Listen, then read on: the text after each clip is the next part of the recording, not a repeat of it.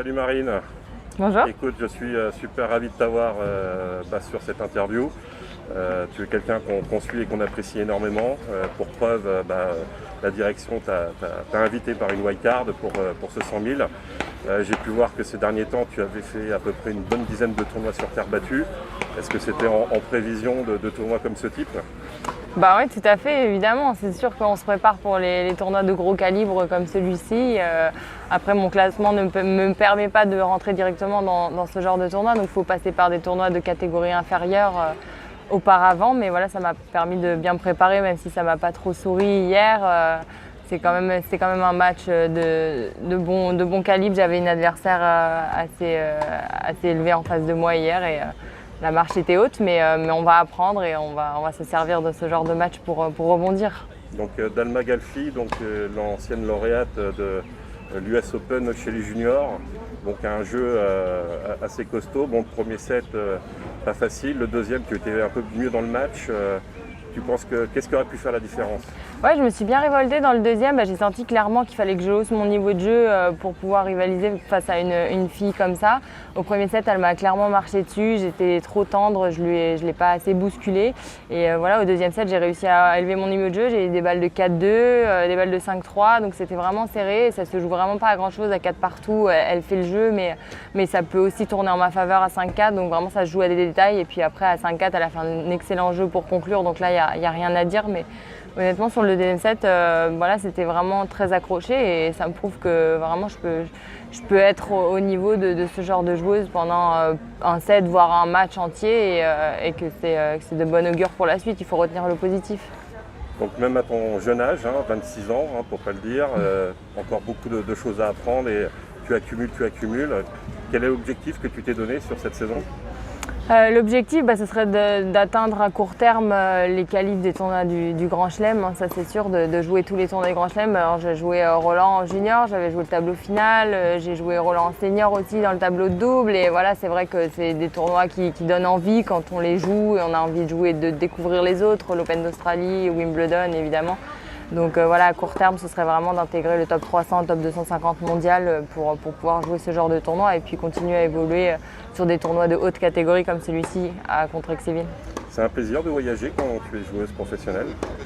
C'est avant tout un plaisir évidemment parce que c'est une passion et elle nous mène partout dans le monde et c'est vrai que c'est agréable, mais parfois je vous avoue que d'être nomade, vivre dans ses valises, faire une valise par-ci, une valise par-là, de vivre tout le temps dans les hôtels, il y a des côtés où des fois c'est pas forcément agréable d'être loin de sa famille, loin de ses proches tout le temps. C'est vrai que c'est beaucoup de sacrifices, de louper des fêtes de famille, des mariages, etc. On sait qu'on en loupe et on le sait que ça fait partie du jeu, mais voilà, c'est aussi la beauté du sport de haut niveau et si on continue, c'est qu'on aime ça et que finalement les moments de bonheur quand on gagne ou quand on gagne des tournois, ils sont tellement puissants que ça nous donne envie de continuer.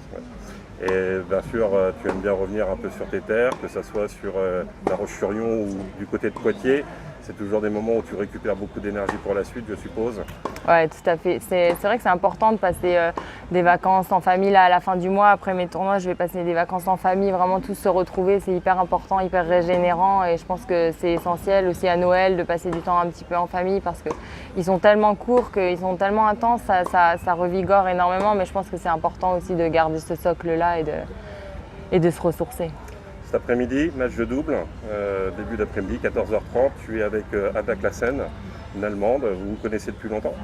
Je crois qu'elle a à peu près le même âge que moi, donc c'est vrai que ça fait longtemps qu'on évolue ensemble sur le circuit. Après, je la vois pas souvent, mais ça fait pas mal d'années que je la connais et voilà, elle m'a demandé de jouer en double ici. Je lui ai dit avec plaisir et donc on va voir ce que ça donne. Une belle expérience de jouer aussi en double, tu penses que ça peut t'aider sur le côté individuel aussi Oui, tout à fait. Le simple, c'est vrai que le double, ça aide pour les caractéristiques du simple, notamment au service, retour, le jeu vers l'avant, la volée. Voilà, ça peut faire progresser certains aspects du jeu en simple.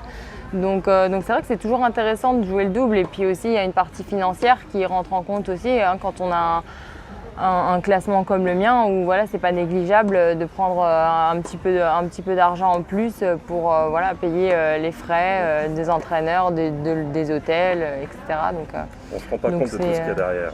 C'est sûr que... Bah, c'est vrai que le grand public ne se rend pas forcément compte, mais comme on est un sport individuel, voilà, on doit tout payer en fait. C'est nous qui payons tout, tout est à nos frais, donc les frais de notre entraîneur, nos frais, les frais de voyage. Voilà, c'est comme si vous partiez en vacances tout le temps en fait et que vous payez tout le temps, toutes les semaines, des frais de vacances, quoi. Si on peut imager un peu pour le grand public, c'est ça. Donc c'est vrai que pour nous, si on n'a pas de sponsor ou qu'on ne joue pas bien derrière, bah, ça devient vite très compliqué, quoi. Et on est un petit peu dans l'ombre des grands champions qui eux gagnent des millions et des millions et finalement qui véhiculent cette image du tennis un petit peu rayonnante, mais où on ne voit pas les 1500, 2000 autres joueurs et joueuses derrière qui galèrent et qui perdent de l'argent toutes les semaines en tournoi finalement. Donc si vous êtes partenaire, n'hésitez pas, Marine est tout à fait apte à vous accueillir dans son staff. Donc voilà, je fais le petit message, une jeune femme super sympa. Juste pour finir, un super événement qui s'est passé pendant Roland. Tu es devenue consultante pour France TV. Donc c'est top. Est-ce qu'on a un signe peut-être d'une future reconversion plus tard? Comment tu t'es sentie en tant que consultante justement? Bah, c'est vrai qu'au début j'étais un peu stressée. J'ai commencé sur le Roland Garros 2020 qui était un peu particulier, donc au mois d'octobre. Ils m'ont appelé de nulle part et je leur ai dit mais je suis encore en activité professionnelle, je compte pas du tout être journaliste demain. Et ils m'ont dit non mais justement on aimerait avoir cette vision-là que tu es encore sur le circuit et voir comment tu te débrouilles, mais en fait ils n'avaient aucune idée de comment j'allais parler, comment j'allais m'exprimer. Alors c'était assez rigolo parce que souvent les gens en tournoi me disent « Oh, t'es sociable, t'es assez ouverte, etc. T'aurais un bon côté journaliste », mais eux ne le savaient pas du tout. Et en fait quand je leur ai dit ça, ils m'ont dit « Ah bah cool, ça pourrait marcher ». Et au final ça a bien marché parce qu'ils m'ont rappelé là pour l'édition 2021 et au final ouais, je me suis sentie tout de suite très bien. Je me rappelle mon premier match que j'ai commenté l'année dernière, c'était, je suis quand même tombée sur Murray Wawrinka sur le central à commenter pour France Télévisions. Bon, j'étais pas sereine, mais au final, bon, quand on est baigné dedans depuis 20 ans, c'est vrai que c'est quand même assez naturel de commenter un match de tennis. Je veux dire, c'était pas sorcier pour moi, donc non, ça l'a vraiment bien fait et c'est cool. Tu as apporté un œil neuf, une fraîcheur justement sur ces commentaires parce que je t'ai suivi et c'était très intéressant justement d'avoir une autre vue d'une personne qui est déjà encore en activité. Donc j'espère que tu continueras en tout cas.